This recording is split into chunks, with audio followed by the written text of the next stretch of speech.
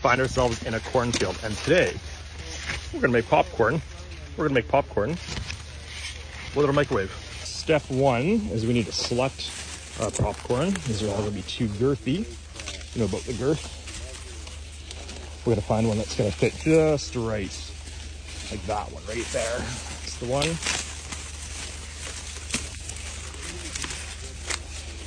Followed by a quick stick of dynamite, followed by a blasting cap. Okay.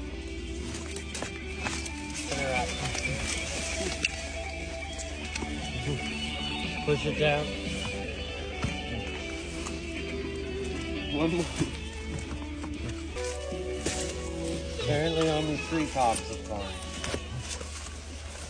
All right, we've got her loaded. We plugged her hole. Now we're gonna prime her. We're gonna take our little lead and we're gonna put it on our little lead here. Check. All right, let's check out our popcorn.